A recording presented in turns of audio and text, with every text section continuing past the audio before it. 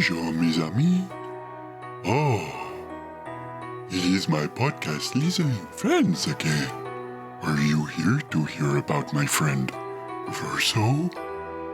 Oh, well, I must warn you, we will talk about his adventures in very big detail. But that might make you a bit woo instead of wee. So if you don't want to know what happens, or even about my best friend and enemy, Francois, oh, well, click away now, because we are going to talk about Expedition 33 in all glorious detail, including the hero, me, Iskie. For I am strong, but not that strong. Sometimes I trip over, but that's okay. Join us now. We're here are two guys with the same name.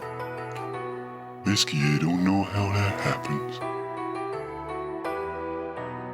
My name is Dan. And my name is also Dan. And welcome to a very special episode of the Dan the Games Man podcast, as this is our first spoiler cast. So massive X, there are some very big spoilers coming up in this very special episode of what is a very special game. We are going to be doing our Game of the Year special very soon, but this game could well be our Game of the Year. Once again, spoiler. Yes. Because this time we are talking about Clair Obscur Expedition 33, because Dan has finally completed it. Yep. I completed it many months ago, and we have been waiting to have this conversation with all of you folks watching and listening for quite a long while. But final warning, there are full spoilers coming up for this game over the course of this episode.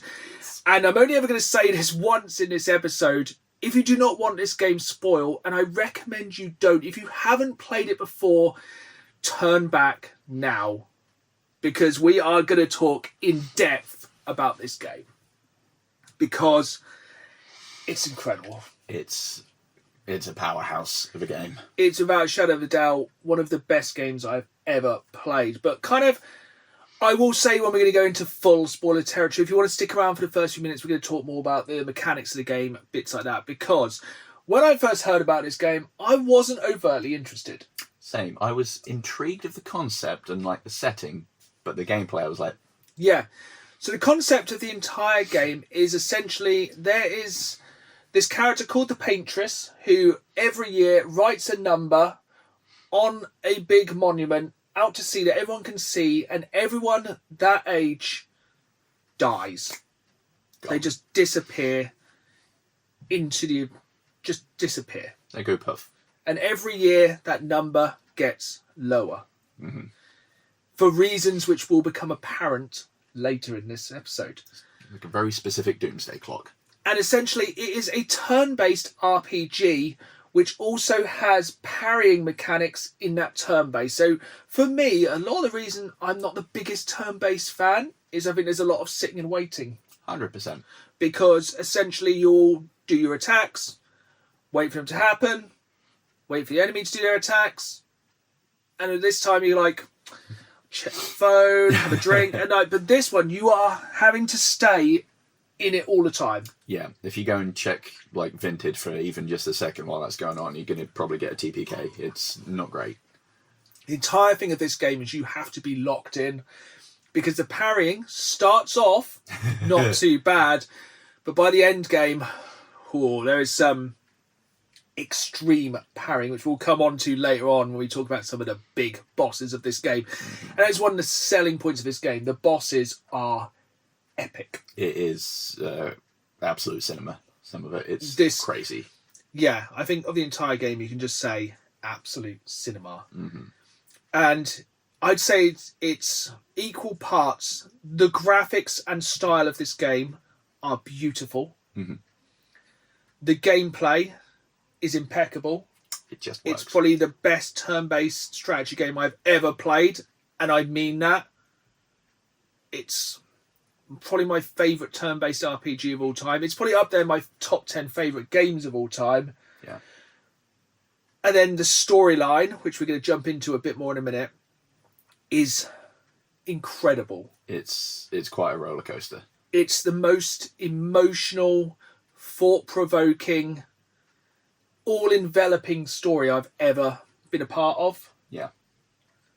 And the thing that ties it all together, which I think is the thing that literally pulls on emotional heartstrings so much, is partially the voice acting. Which is quality. Which is insanely good. This game has an incredible cast, but it's the music. It really works. My God, the music in this game. It's so good. They are doing live orchestral performances of this game. Yeah. And it's not just like one genre or one mood throughout. It bounces around. There's some bops in there. Epic. It you think Final Fantasy has good music? My God, this is the best. Yeah. Minoko's theme, amazing. The mime music. Yeah, it's one of the games I need to have on soundtrack at some point. But yeah, it kind of came out of nowhere, blindsided everyone, dropped an Xbox Games Pass, became one of the biggest sleeper hits of the year, came out of nowhere. A budget game from a small studio who left an oppressive employee to make a game they loved, and it shows. Yeah, when it's not just getting pushed upon you from above or, going by algorithms, and you actually make something you're invested in. It's just a game made by people who knew what they wanted to do.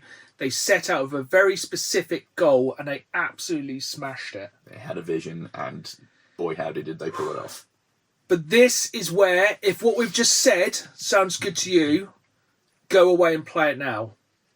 Because we are going to go straight into full spoilers now. It's my alarm. So the game starts off, text comes up on us. One of the first things you see in the game is when it goes to the first characters. One of the characters says to the other, if you're going to give someone flowers, you should probably do it before they wither and die. Which is such a wonderfully obtuse and you're ambiguous sentence. You're like, oh, they're talking about the roses. So basically, the two characters you're met with at the start of this game are Gustav and his ex-girlfriend. His adoptive sister. Oh yeah, sorry, it's Maëlle at the start. So yeah, his adoptive sister, Maëlle, at the start. And that's what she says to him. If you're going to give somebody flowers, you should do it before they wither and die. And you think it's about the cut roses. Mm-hmm. But it's very much not. The first half an hour of this game, nothing has ever caught me off guard as much as the first half hour of this game. Yeah. So essentially you're following Gustav and Maëlle as they're going through a kind of pseudo-fantasy version of Paris. Yeah.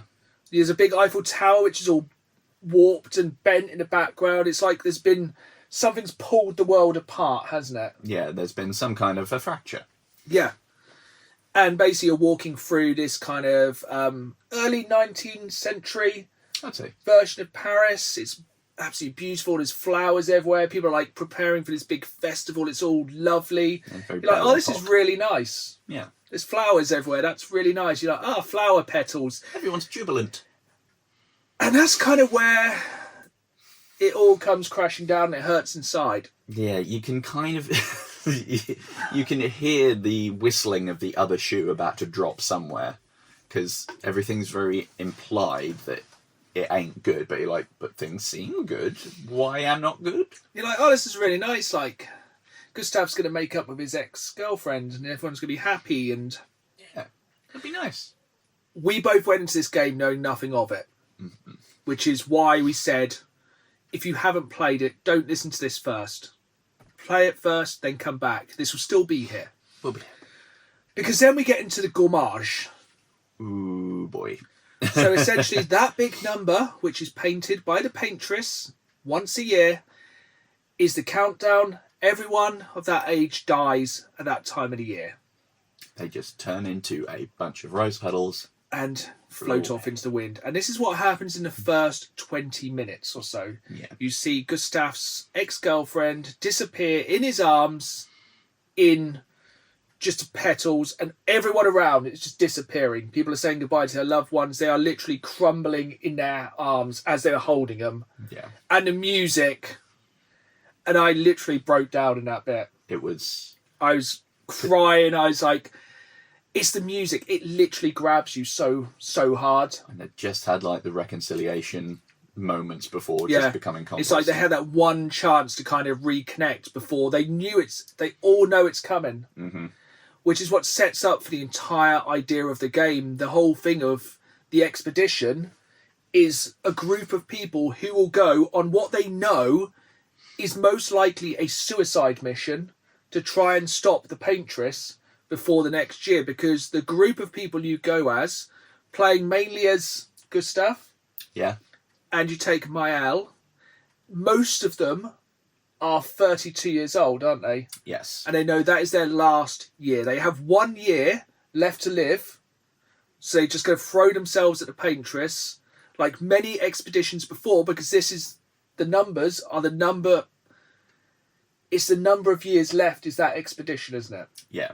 And they basically go, okay, we're going to die in a year, so we can either have this year or we can make an attempt to stop the Paintress and go on this battle. Yeah. And you kind of know, because I think you speak to some people at like the party the night before, and they're like, you know, this is just propaganda. You're just going out there to die. No one returns. Yeah. You're just wasting the last year. You could stay here and enjoy your last year of life. Yeah. You know, with the people you love. And like they're like, then they kind of get with the big kind of one of the big themes of the game, which is for those who come after. Yeah. So you are putting yourself into the meat grinder, but it's for the chance for those that survive you to actually have something to stick around for. So it's like you can either just wait and die, or you can at least have an attempt to do something for those who come after, but also they're fighting for those who came before. Mm-hmm. They're trying to avenge the 30 plus years of expeditions which have just been wiped out. Yep. They get various bits of, I mean, at that point they've not even heard back from them, have they? Because I don't think they have. No one had ever come back. They just go off there and they don't know how successful they were, only that the Paintress is still there with her giant crayons having a bit of a time. And I think the kind of biggest thing with it is that Maëlle is going when she is so much younger. So we had to do the maths of this. Obviously, Gustav and Lune, who you meet, are both 32 years old, and that's their last thing. But basically, Maëlle's kind of Gustav's adopted sister, because we're kind of presuming his Gommage. She's only 16 at the time, so she would have had, is it 9 years? Yep. She would have had 9 years to go, but she's just going because she has nothing but Gustav. Yeah. That's her family had previously gone, so it's just him. So she's basically like, do I stick around having my one tie left disappear on this expedition, or do I go with it and try and make a difference?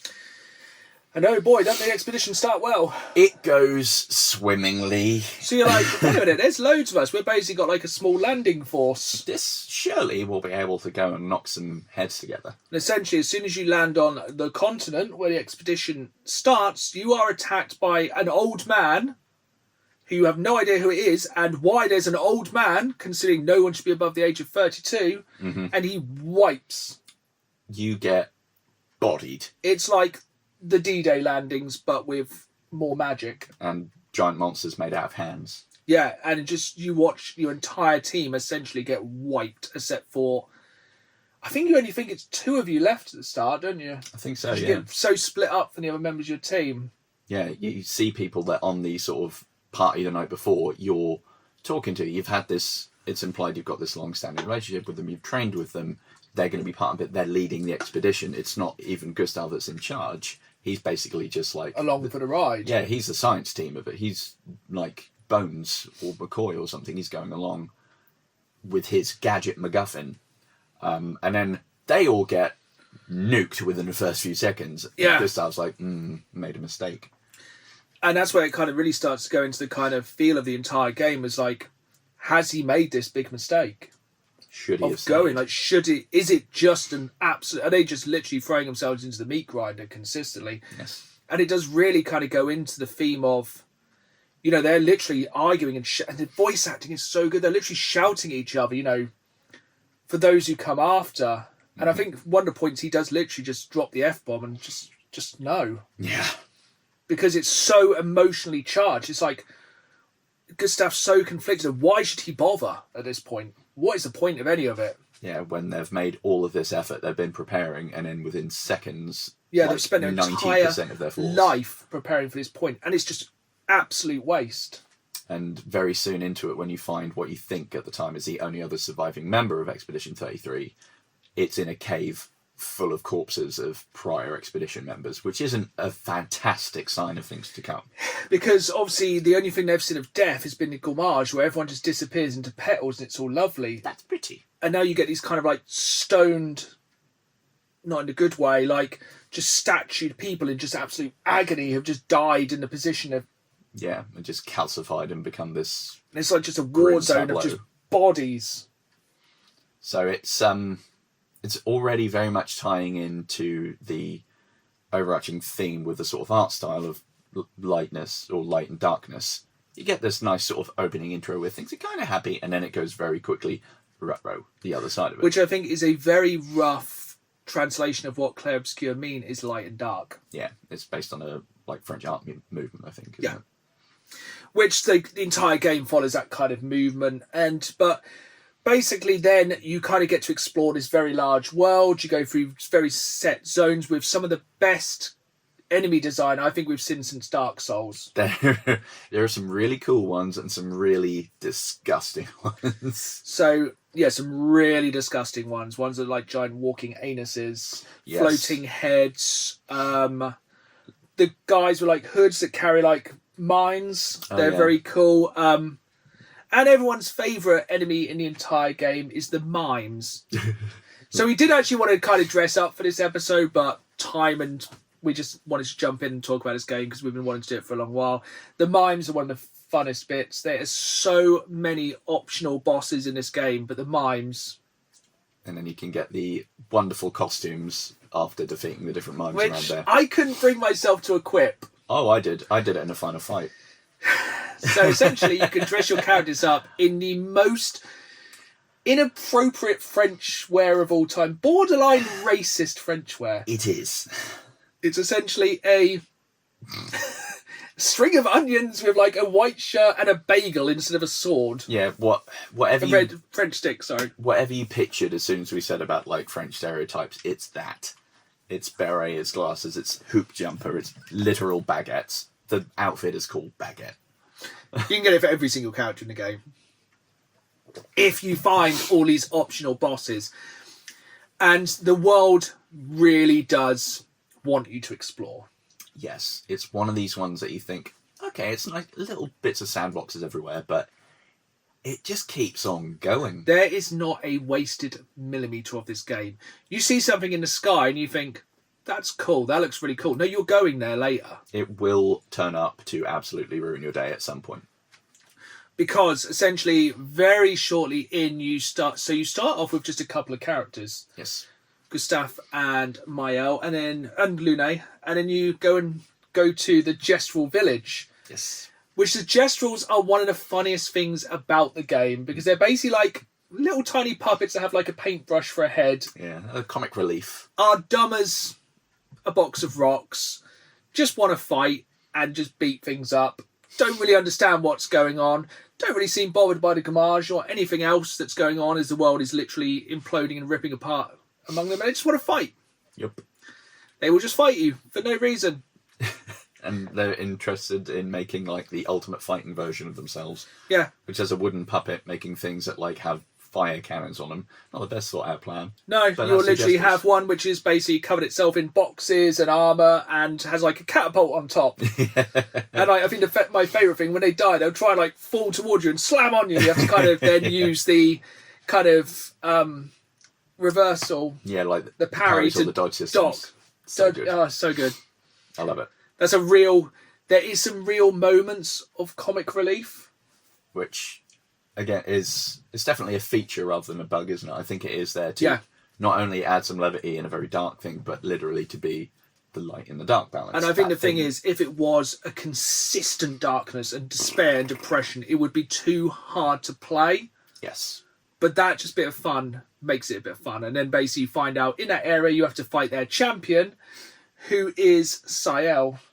Another survivor of the expedition. Who has a very... The thing is about every character you meet along the way has a very different playstyle. Mm-hmm. Gustav, he stabs stuff. He do big stab. He have lightning arm. Yeah, has lightning arm. He can overcharge it. It's really cool. Maëlle has her tiny sword, which you can do in various different fighting positions, either aggressive or defensive. Mm-hmm. Then Lune is your kind of classic mage. Yeah, support Healy mage kind of person. And then Ciel is...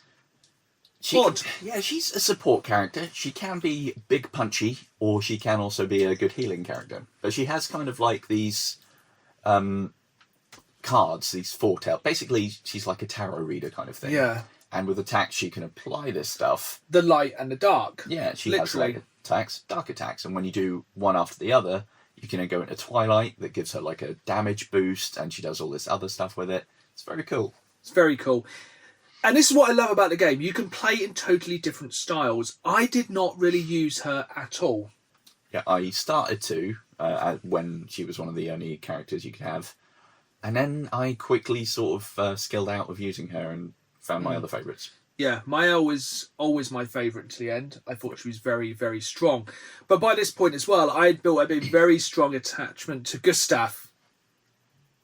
God damn you, Sandfall. And this is the thing about this game. Do not grow attachments, because at the end of Act 1 has one of the biggest twists in gaming history. Essentially, Gustav is killed. He gets absolutely murked. And at first you think, oh, he's just been stabbed, he's fine. I've been stabbed 100 times this game already, it's fine. Then he gets destroyed by the old man. You have no idea who this old man is at this point.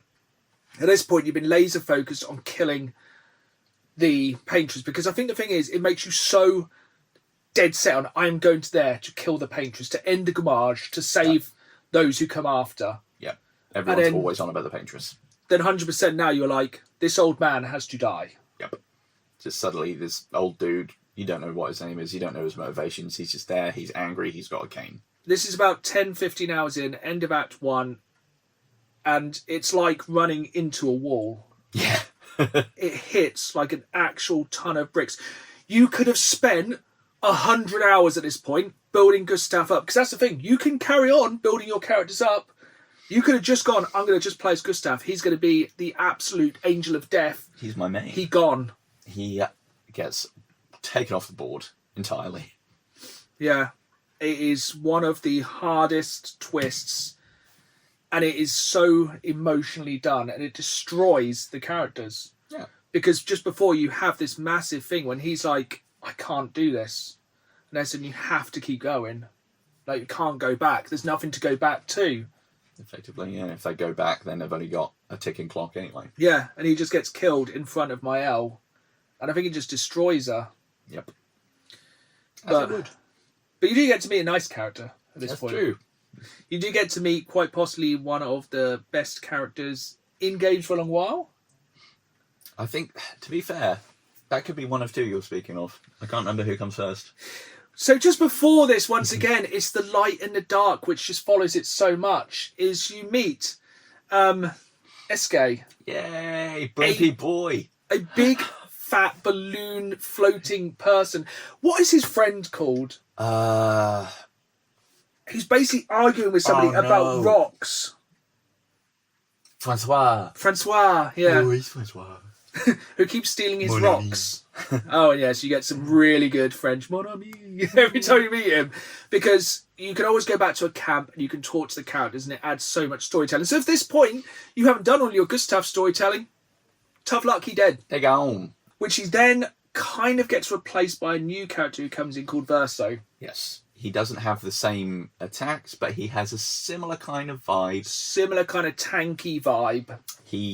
Because if I remember, Gustav had like a sword and a little kind of wandy gun kind of vibe, didn't he? Yeah. And Verso also has like a big sword with a little dagger kind of It's a big thing with the combat. You can either do big magic attacks, which you build up to, or lots of little attacks, or you can use the pistol to hit like critical points. Yeah. But everyone depends on who you're playing as. But basically, at this point, Verso's like, I'll take the control. You're like, once again, why is there another old man here? Whomst are you? Who the hell is this? Where is my Gustav? You're not going to come and replace him. This is literally how the characters are, isn't it? Yeah. Like, how have you survived from Expedition 60-something? You should have been dead a long time ago. Everyone is rightly very suspicious of him, but he has a lot of knowledge of the area and what's going on, so can help progress, so they kind of give him a chance. Yeah. And then there is a whole bit where basically then Mael keeps going to this weird house, which up until a point much later in the storyline, you have no idea what that's about. Yeah. And you're seeing these people with like a hollow face, which is like, it's very strange. But there's no part of the game which isn't explained at some point. Yeah, even if you're left to interpret for a while, it does get wrapped up, which is nice. Yeah. And essentially, in this part of the game, you are very much lost. Oh, yeah, 100%. You're not really sure what to do, and I think it's kind of intentional. You've kind of got to change up your entire way of playing. You have no idea what's going on. You are basically screwed. You have no way back. Your best friend is dead. You're now just going with this person because he seems like he wants to kill the old man who's just killed your best friend and unwanted leader of the party. And yeah, essentially it does set up to when you do... There's a lot of story points between, but you do go and fight him. You do. Several times, in fact. Yeah, but the first time you fight him, he absolutely obliterates you. He is very annoyed at you having the temerity to stand up to him, and he makes it known. It gets very intense. It's like it sets up to make you think you can do something as well. Yeah. Because isn't it a case of like you slap him down, it goes to like victory, and then he's like, actually, no. It does a Dark Souls. Yeah. It's like, oh, you think that was really easy? Here's my phase 2. Now I'm going to summon, what is it, Skydog, and really mess with you. Yeah. It's like, oh, okay, this is fine, I suppose. And then basically you get slapped down pretty hard with him. And then you go and meet, quite possibly, our favourite character. It's very hard between Eske and Minoko.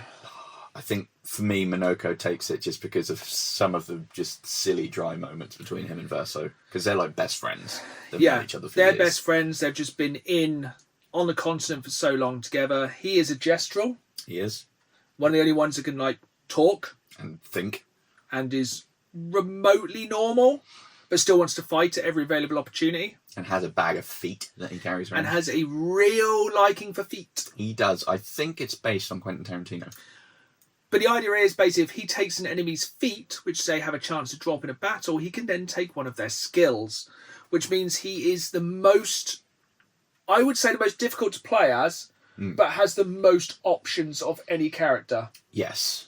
Yeah, because you can pick up all different types rather than just sort of having a limited little skill tree. You just have a huge pool of moves you can collect. And you can basically put any amount of those skills onto your character, and that will kind of be your playstyle. Yes. Which is very, very cool. But yeah, by this point you have all of your characters.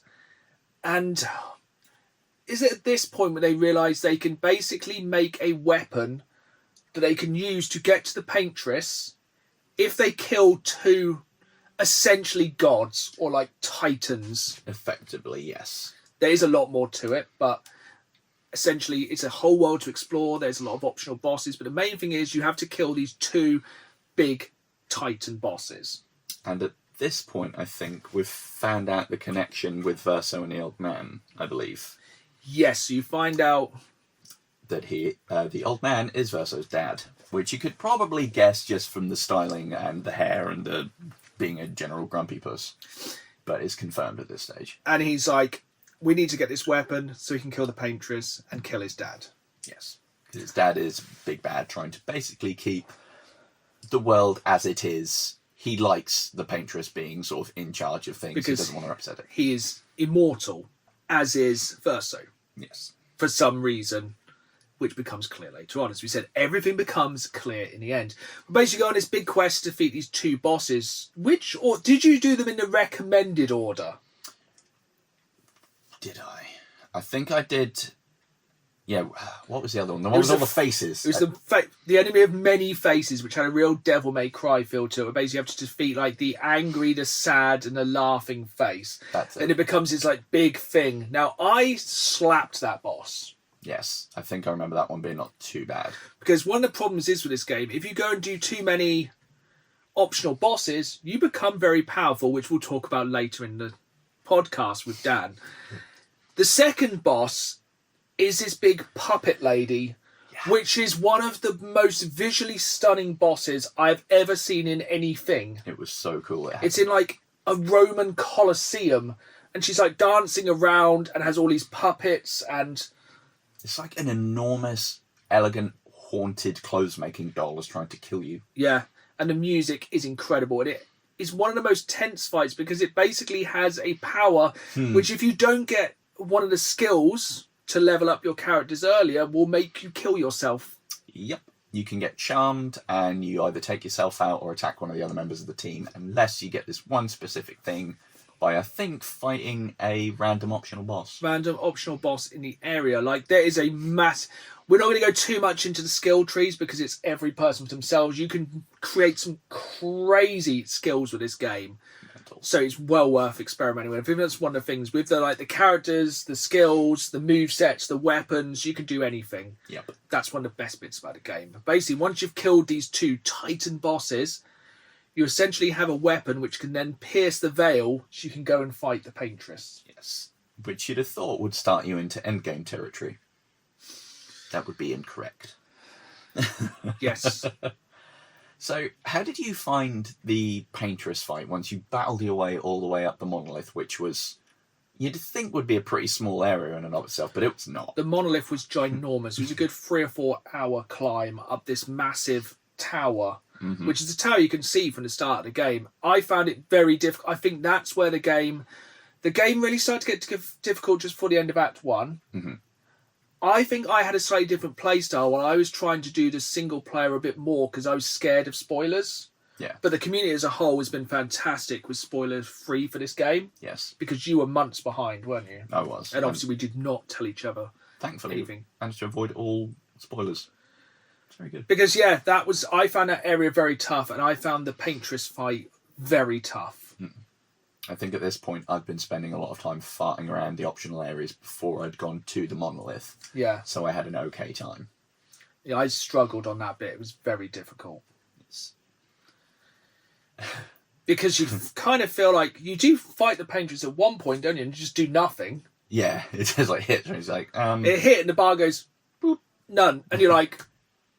Okay. And then she just like poodles off through a portal or something. Yeah. And she goes, no, I don't fancy this right now. Because she's normal size at that point, and she's like a human, like 6 foot tall. Yeah. It's like, oh. And then, just correct me if I'm wrong, you think you're going to fight the Paintress, and then you then have to fight Renoir again. I believe so, yeah. Because Renoir really cannot leave it. The old man, Renoir. So you don't find out by this time his name is Renoir. And just to really hammer the extra French, father. Stereotypes down. And yeah, he chucks us a lot in again, and big fights are had all round. And at this point, is that when we think we've kind of done what we need to do, and we have a bit of a scrap with Renoir, we have a scrap with the Paintress. The kind of big thing before then is you kill Renoir. Yes. As Maëlle, you basically manage to kill him because she has basically the power of the Gommage and basically just touches him and he dissipates. Yes. And that's when you go and find the Paintress. There we go. Who starts off as tiny Paintress. Little Paintress. And then becomes... significant Titan size. And by this point, it's probably the most epic boss. Yeah. It's ridiculous. It's so good. There's some very, very interesting mechanics in that fight, if I recall. Lots of shields, lots of things going, like status effects getting chucked left, right, and centre. You have to stay on your toes quite a bit. Yeah. And I think the thing is, just before, it's very foreshadowing, because the last thing that, Renoir says to you before you fight is, if I have to destroy you to save you, so be it. Yes. Which is one of the most foreshadowing parts of the game. Actually, I think it's, if I have to lose you to save you, so be it. Yeah. And it's like, it hits home because basically, long story short, you defeat the Paintress. Head back to Lumiere. After an insanely epic fight. And everyone's happy as Larry. Yeah, and then you think, Verso. that's the end of the game. We have defeated Renoir, we've defeated the Paintress, everyone has gone home, everyone is celebrating, we've stopped the Gommage, the thing's disappeared.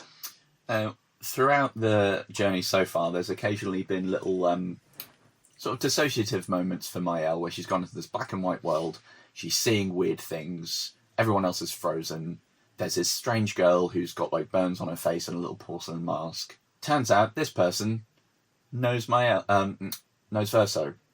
It's his sister. Strange. And she slipped him a letter. Everyone else in Lumiere is having a nice time, and Verso's having a little read on a dock. And it's quite the info dump in that letter. Yes, basically the entire game changes in a space of about 5 minutes. Yes. You discover that the Paintress isn't just killing people. She's holding back the apocalypse. The reason the number keeps ticking down is because she's getting weaker. She has been working at this for too long, and you discover she's called the Paintress because everyone's just trapped in a giant canvas. Yeah, and you think that sounds really cheap, but it's not, because it makes perfect sense. And essentially she is holding back Renoir from deleting this painted world, which is just a whole kind of a coping mechanism for loss. Yes. So the Paintress, also named Eileen, is dealing with the loss of Verso. Real Verso. He died. Who is her son. Yes. And Maëlle is not really Maëlle. No. Maëlle is Alicia, the girl with the burned face. The daughter. The daughter of Eileen. So basically, it is the most messed up family coping mechanism for death of all time. They are basically living in this false reality, which Renoir knows is false, is killing both his daughter and his wife, and is trying to destroy it to save everyone. But with the Paintress dead, it then gommages the entire world. Because there's no one there left, because the power of painters is they can create these worlds, they can create the life. So with Eileen gone, everyone but Verso for some reason and Maëlle / Alicia are left. Which they then kind of also come to the conclusion of who they really are. Yes. It all gets explained in this very emotionally charged cutscene. Very, very deep cutscene. Really kind of explains how there's the real world and then the world of the game, and how they are kind of interspersed, and how I think they can probably go into more games past this time with the idea of the Paintresses who can make this fake world. And with the discovery of Maëlle's real identity, she can tap into her Paintress powers more and brings back your party. Because you realise your work is not done, because Renoir has got a bit of a cob on and you need to deal with him. And this is where it kind of sets up for the real end game. Mm-hmm. Which essentially you are going to go, you know where it is, you can go there straight away. You can go to the centre of Paris, fight Renoir, and destroy him, and essentially save the world. Yes. Is it a good idea to go straight there? No. Probably not. There's a lot of optional bosses which will make you way more powerful, in which case you will get to the final battle, which basically you will fight through Paris, or like their kind of version. It will be a hell of a fight. It will be difficult. You will struggle if you're me, or if you're Dan, you'll just go through there and one-shot every single enemy. Like this massive, threatening boss that had been built up for all this time, this huge, epic set piece of charging through Lumiere to get to him, gets into the fight, and I'm just like... and it's like, oh, he dead. Oh, stage 2. Oh, he dead. Yeah, so essentially we are going to kind of skip through some of the stuff here. There's so much optional stuff. And that's the kind of stuff we don't really want to spoil here, because there's a lot of fun bosses to find yourself. Mm-hmm. Some very, very good optional bosses. Some bosses that are harder than anything else in the game. The big head. The big head. And what we will just briefly touch on before we go into the full end game of this game is Simon. Simon can eat the bag of proverbials. So basically with Simon, he will wipe your party out of one attack, and then you will have to parry hundreds of attacks. So many attacks. And the only way to defeat him is parrying. Yeah. When he knocks out a character, he can then remove them from the canvas. So for that fight, he can dwindle your fighters so you cannot revive them. It's absolute nonsense. I haven't beaten him. No. I thought I did. 2-stage boss fight. Don't actually send him a message saying he dead. I was like, moments later. he's like, Damn it. oh.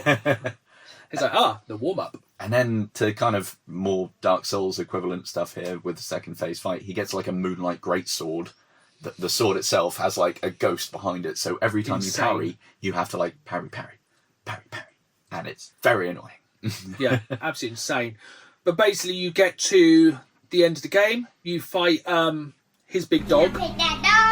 Big dog. For some reason, you fight like a giant dog in the middle of Paris, and then you get to actually fight Renoir in, I would say, the most epic, insane boss fight of all time. Without a shadow of a doubt, one of the best pieces of music I've ever heard in my entire life. And the thing is, you think it's epic because it's all in French, and essentially the song is a man and a woman arguing. You've heard the song throughout the game, but if you go afterwards and listen to an English version of the song, it's essentially the husband and wife arguing about saving or destroying the world. Yes. And essentially, it's everything the final boss, isn't it? It's intense. It's multi-stage. You basically fight him. The Paintress gets involved. Yeah. Everything gets involved. It is insane, the final battle. Yeah, suddenly like you hear ring entrance music and she just Joe Hendry's her way into the fight and just starts thumping people. Then like Mael just like stabs him through the heart. It's so cool. It's so good. And essentially, at this point, you think that has to be it. But obviously, this being Clair Obscur, we have a choice to make. There's actually multiple choice endings to this game. There's 2 choices. Light and dark. Essentially, you can either side with Verso and essentially kill Mael from the world that they've painted. She'll go back to the normal world. So regular burnt up Alicia has to get out of the canvas and live again. But in a real world, but in pain without her brother. And without her voice.